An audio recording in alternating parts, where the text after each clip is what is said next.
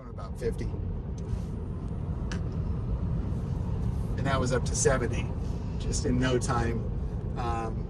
Mrs. Driven Dave got thrown back in the seat pretty hard. That's so messed up. I think I knocked the wind out of her. I mean, it's pretty brutal.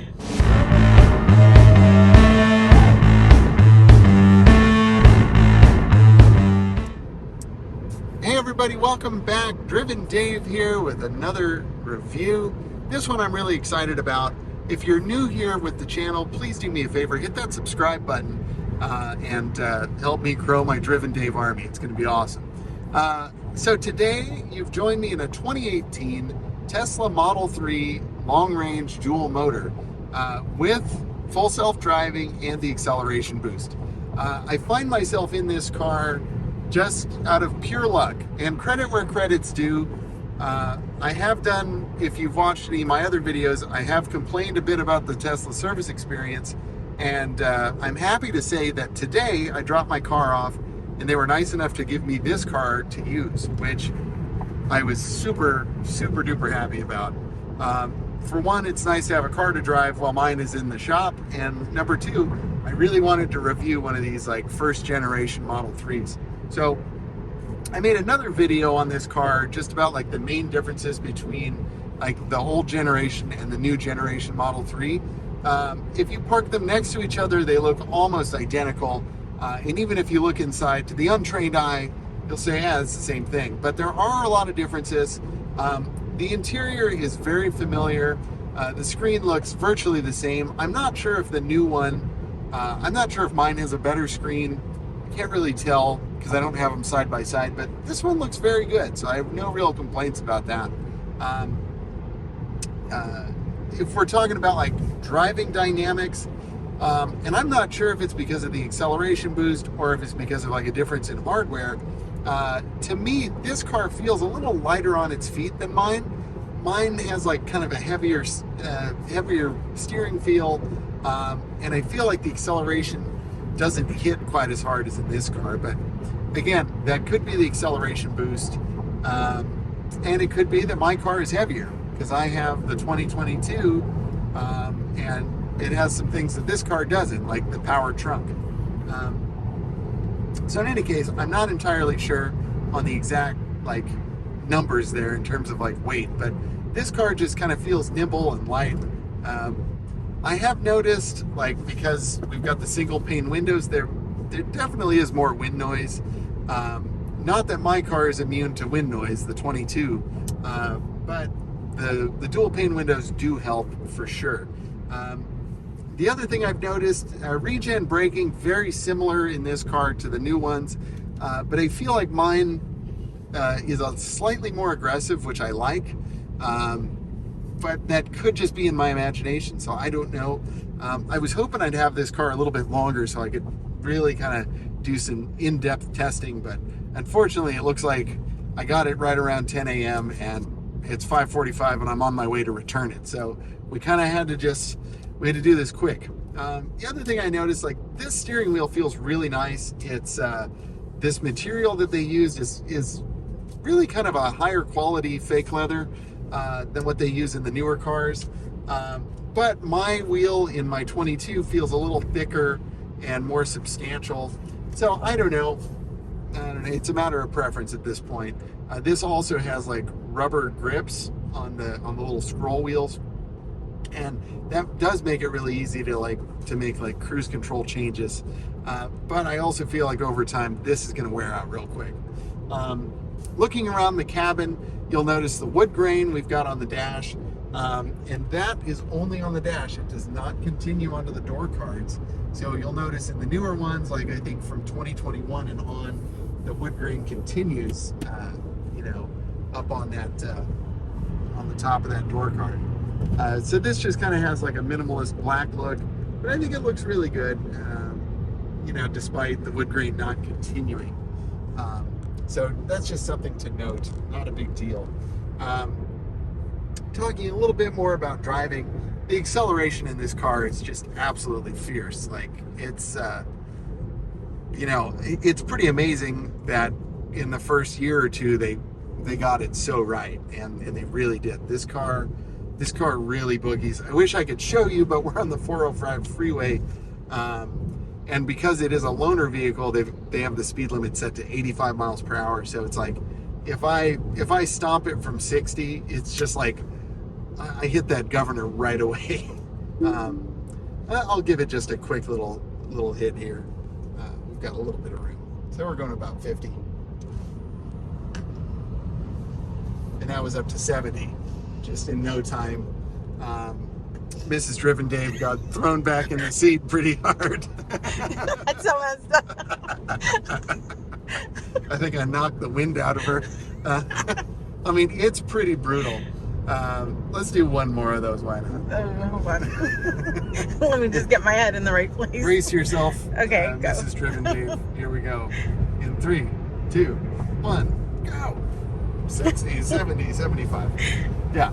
So it's hard to really get a sense of that through the camera, but it's violent. Right? What would you say, Mrs. Driven Dave? What is that experience like? My head almost came off. It was at the wrong angle. Sorry about that. Whoopsie. It's okay. We do have a pretty comfy couch, so I'm glad I can sleep on that tonight.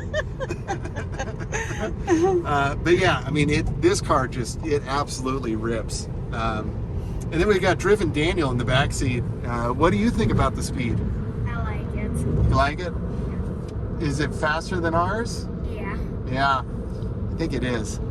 But ours is pretty fast too, so I don't know. But yeah, this is a nice car. I would say, if you're considering buying a new one versus buying an older one, I could see myself driving this around and being quite happy. The one thing that I did notice, I supercharged it earlier today. We got it up to 90%, and that was only about 250 miles of range, predicted range. So, I mean, who knows in reality what that is, but in my experience with my Tesla is that whatever number it says, you're not going anywhere close to that. So with the degradation that this car has experienced since 2018, you may be charging a little bit more often. So that is definitely something to consider.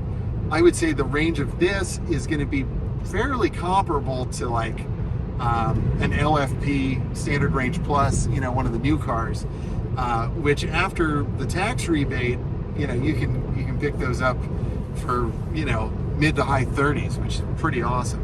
And if you're looking at buying one of these for 34 versus buying one of those for 36 after rebates and stuff, I don't know, you might just want to get the new one. But if you can get a screaming deal on one of these, yeah, go ahead.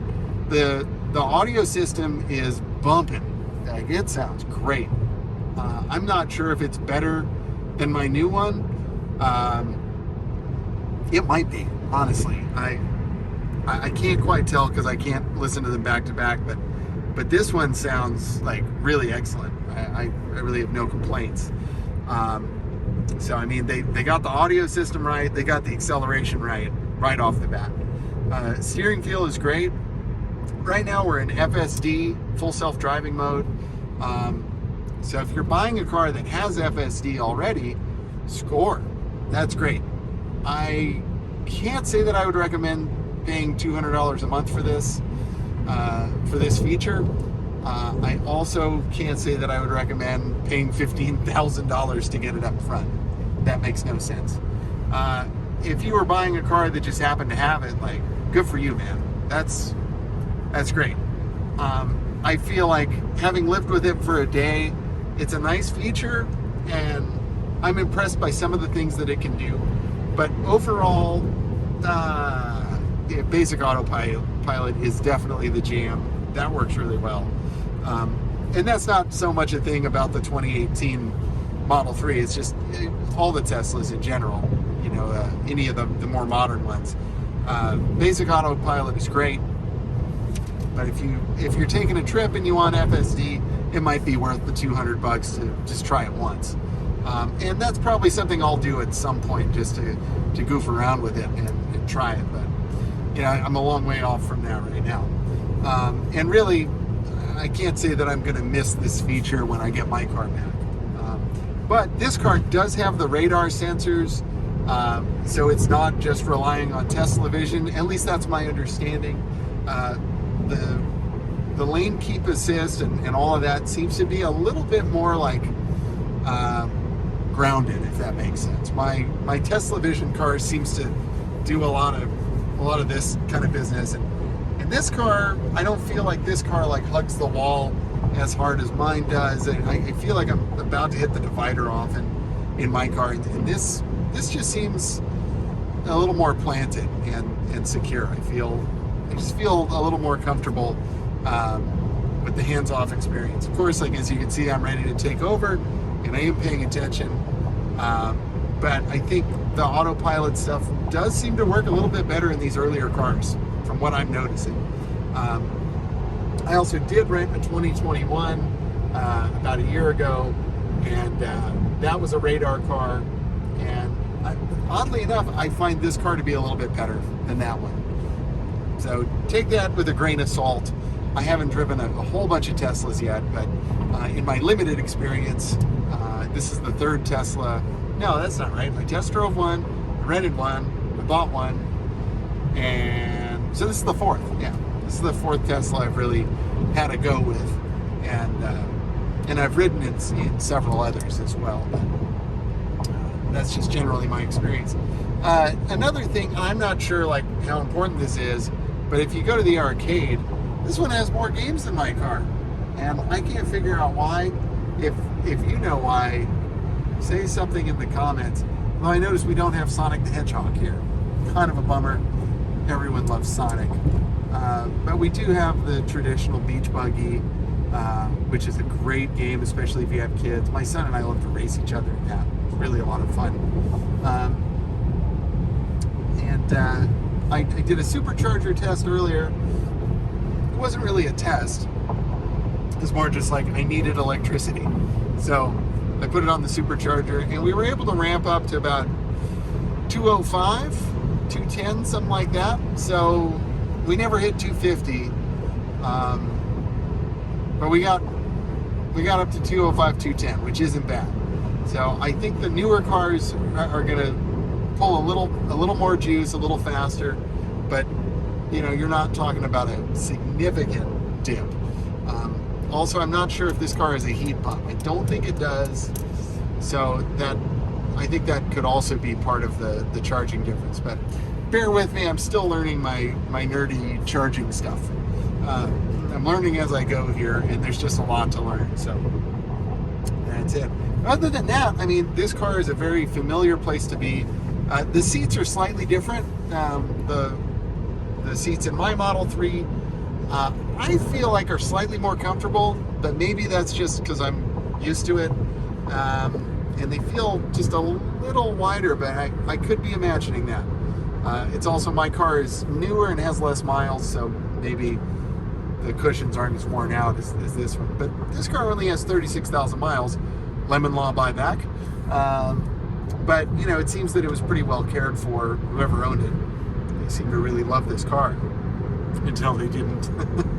But yeah, I mean, one thing that's really cool about Model 3 and Model Y in particular is that, like, if you're comfortable in one of these cars, if you know the layout, then you can get into another one and it's like you're home. You just kind of you know where you are. Unfortunately, I wasn't able to like load this car into my phone app, so all of my preferences didn't like sync from the cloud. That would have been really cool, but still, I synced my phone up with the Bluetooth and got my iTunes going, and that was really great. So it's a pretty seamless experience in that sense. The navigation we had just a little bit of problems with in Long Beach. I don't know if that's maybe why this car was brought back. I did notice like the infotainment system took a dump on me earlier and it had to reboot, but I don't know what the situation was there. Like maybe it needed a reset, so whatever. But all in all, a good car. Kind of noisy on the freeway. My car is kind of noisy on the freeway. Oh, no more FSD. That's weird. Features may be restored on next drive. Well, lame. I don't know why it kicked me off of FSD. If we come to a complete stop, maybe I'll like reboot the car. Sneaky trick: open the charge port door, open the door. That might work. But in any case, that's kind of. I wish I could do a little bit more of a driving review, but that's just all the time I have today, and there's just not enough road. But those are just kind of my thoughts on being in one of these early Model 3s. I can tell you, they did it right the first time. I mean, it's a pretty good car. I did notice the hood doesn't align quite right. And I noticed that on my friend's car too. Like, just, you know, it seems like panel gaps and stuff got better as they got older, but they're still not really where they should be. And I'm really hoping they can fix that. But, you know, kind of in conclusion, final thoughts, if you're a fan of Tesla and if you're a fan of the Model 3, I would say buy whichever one you want. You know, 2018, this is a great car. 2019, I'm sure, is a great car. 2022 is a great car. So, you know, if this is what you're looking for, buy whichever one you can afford, and whichever one like ticks all the boxes for what you want, you know, out of one of these cars. So I hope you found this helpful. If you did, give us a thumbs up. Let us know we're doing a good job. Help promote the video. Don't forget to hit that subscribe button and join all the other Happy Driven Dave viewers out there. And leave us a comment. What are your thoughts on the differences between like first generation and we'll just call it second generation Model 3? And yeah, and most importantly, hey, we got FSD back. Yes. Most importantly, thank you for watching. And, you know, I'd love to hear from you in the comment section. And hopefully we'll have some more Model 3 content coming very, very soon. So, until next time, stay driven.